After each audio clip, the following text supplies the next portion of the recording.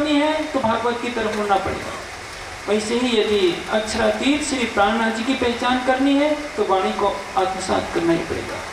सनंद वाणी ने स्पष्ट कर दिया, तारीफ मोहम्मद मेहदी की ऐसी सुनी न कोई क्या है, कई हुए कई होसी पर किन ब्रह्मांडों बनाए। श्री प्राणनाथ जी की महिमा के बराबर अब तक न कोई हुआ है, न है, न कभी होगा। कई हुए कई होसी पर किन ब्रह्मांडों न है। चाहे ब्रज का ब्रह्मांड हो, चाहे रास का ब्रह्मांड हो, चाहे अरब की लीला हो, चाहे श्री देवचंद जी के तन से होने वाली लीला हो, वाणी का कथन अंतिम सत्य है। उसके बारे में किसी तरह के तर्क वितर्क की कल्पना नहीं की जा सकती। तर्क से जानिए, लेकिन कुतर्क से सत्य को ढकने का प्रयास नहीं कीजिए। इसी कारण जब तक अर्धांगिनी को अपने प्रीतम की गरिमा का एहसास नहीं होता, उसकी वो कद्र भी नहीं करती है। वैसे ही सुंदर साथ भी है। साईं बाबा के भक्तों ने साईं बाबा की कीमत जानी है। और तो वर्तमान में आज भी कितने संत हैं जिनके ऊपर उनके भक्त निछावर हो रहे हैं। हम तो प्राणनाथ जी की वाणी को फैलाना तो दूर, उसको ढांकने के भी प्रयास में लग जाते हैं। यदि आप उजाला नहीं कर सकते तो अंधेरे फैलाने का आपको नैतिक अधिकार किसी भी कीमत पर नहीं है। अब कौन प्रगटा है? कृपा निधि सुंदर वर श्याम, कृपा का भंडार, कृपा निधि सुंदर वर श्याम, तीन विशेषताएं हैं। कृपा का भंडार है, सुंदर है और श्याम। श्याम किसको कहते हैं? तपाए हुए कंचन वर्ण की जो आभा वाला है उसको कहते हैं श्याम। जो 16 वर्षीय किशोर स्वरूप हो, सोने को 16.5 बार तपा देंगे तो कंचन रंग का हो जाएगा। कंचन रंग कैसा होता है? थम कंचन अति लाल। और राज्य का मुखारविंद कैसा है? मुख मेरे में वो का रंग अति उज्जवल गुलाल। उज्ज्वलता में जो लालिमा आ रही है वैसा राज्य का मुखारविंद है। और इस रंग की जो शोभा अक्षरातीत की है वही आए हरिद्वार के अंदर श्री महामती जी के धाम हृदय में वही युगल स्वरूप प्रकट हुए हैं, जिसके लिए कहा जा रहा है कृपानिधि सुंदरवर श्याम। ये भोग है जब सभी आचार्यों ने मिलकर श्री जी को विद्या अभिनंद बुद्ध निष्कलंक स्वरूप माना। सभी धर्म ग्रंथों से उनको साक्षी मिल गई, क्योंकि उनके प्रश्नों का कोई उत्तर नहीं दे सका था।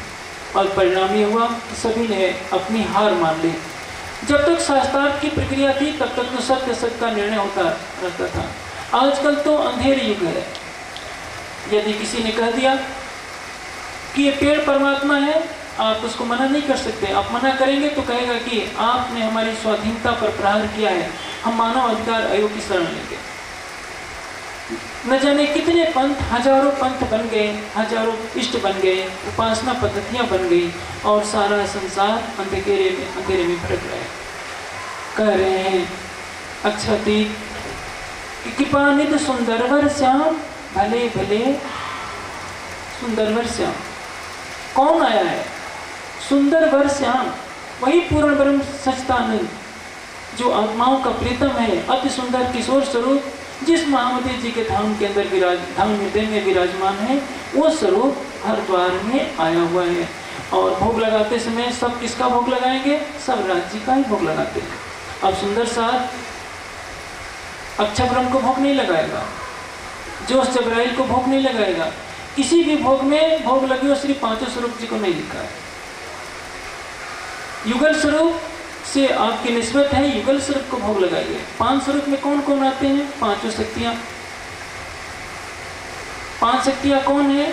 सतंग की शक्ति अक्षय ब्रह्म, आनंद शक्ति श्यामा जी, हुक्म की शक्ति राज्य के आवेश की चितघन शक्ति, जोश की शक्ति जबराइल और जागृत बुद्धि की शक्ति असराफिल। हमारी निस्बत राज्य श्यामा जी से है, इसलिए युगल स्वरूप को भोग लगाएंगे।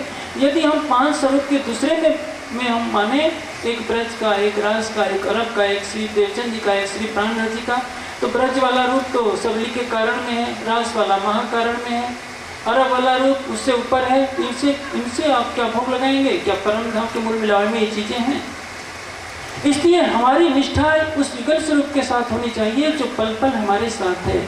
जिन्होंने वाणी को पहचाना, उन्होंने अक्षरातीत को पहचाना, तभी कहा है सो तो दिया मैं तुमको, सो खुले ना तुम बिन, जो मेरे सुध दो और को फिर चले तुम्हारा हुक्म। लेकिन यदि हम ब्रह्मवाणी को संसार तक फैलाएंगे ही नहीं, जब हम खुद नहीं जानते तो संसार को अक्षरातीत की पहचान क्या लेंगे। और जिन्होंने ब्रह्मवाणी को पढ़ा उन्होंने ही समझा कि ब्रह्मवाणी की कीमत क्या है। जैसे कि अभी मैंने संकेत किया था कि सुंदर साध को घरों बैठे ब्रह्मवाणी मिलती है, इसलिए ब्रह्मवाणी की कीमत का एहसास सुंदर साध को अभी नहीं है। उनसे पूछिए, उन ऋषि मुनियों से जिनकी जटाओं में पक्षियों ने घोंसले बना लिए, जिनके शरीर पर दीमक लग गई, मिट्टी का ढेर जम गया। उस सिद्धार्थ से पूछिए जिनका शरीर हड्डियों का ढांचा बन गया।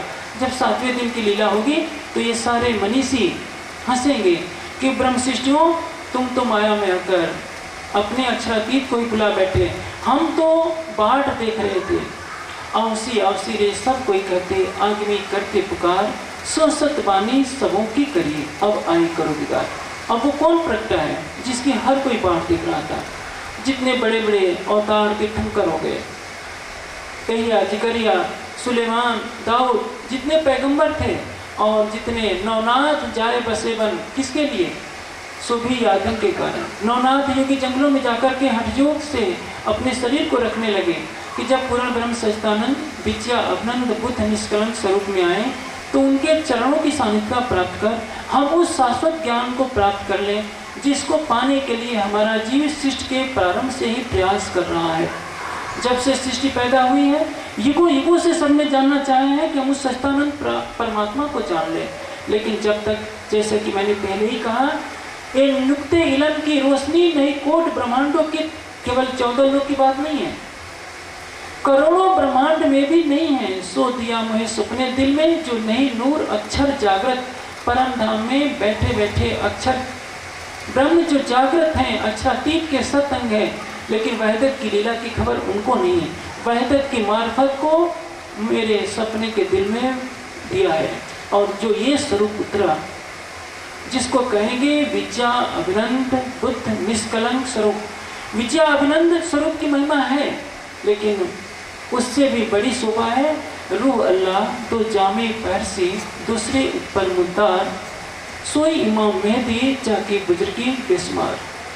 श्यामा जी का पहला जामा जिसमें तारतम ज्ञान का प्रकाश उतरा, दूसरे जामे में तारतम का तारतम उतरा, पूरे परम धाम की वाणी उतरी जिसमें तारतम का तारतम, जिसको आखिरी इलम खिलवत परिक्रमा सागर श्रृंगार करते हैं, ये उतरा। और इस स्वरूप की जिन्होंने पहचान की, उन्होंने एक की बंदगी का 1000 गुना फल लिया। हिमालय की गुफा में बैठा हुआ योगी 1000 दिन समाधि में डूबा रहे, और आप एक दिन समाधि में डूबे रहिए, दोनों का फल बराबर ही होगा, क्योंकि उनके पास तारतम ज्ञान से प्रकाश नहीं है कि परमात्मा कौन है। और आपको तारतम ज्ञान से बता दिया गया है कि क्षर अक्षर के पार है पे अक्षरातीत आधार। और इस स्वरूप के द्वारा अक्षरातीत ने अपने नख से सिख तक का 7 बार श्रृंगार वर्णन किया है। किस लिए? क्योंकि मेरी शोभा को सुंदर साथ आत्मसात करे। सुंदर साथ अक्षरातीत की वाणी को क्या समझेगा जब विद्या अभिनंद बुद्ध निष्कलंक स्वरूप के जाहिर होने को भी नहीं समझ पाया, उनके स्वरूप की भी पहचान नहीं कर पाया। जिन्होंने पहचान किया, केशवदास जी ने पहचान किया था, केवल रेवादास के मुख से थोड़ी सी बात सुनी थी, और क्या कहा था कि रेवादास तू जिंदगी भर पंडा ही रह गया, अरे वह तो अक्षरातीत था, तुम न करी पहचान, अब मैं उठी जात हो मुझे आया ईमान। पहचाना था महाराजा छत्रसाल जी ने। क्या कहा था? सात समस्त के बीच में जुगल धनी बैठा, कहीं तुम साक्षात अक्षरातीत हो, हम जिन्हें तुम्हें बना। श्री ठकुरानी जी संगले पधारे मेरे घर,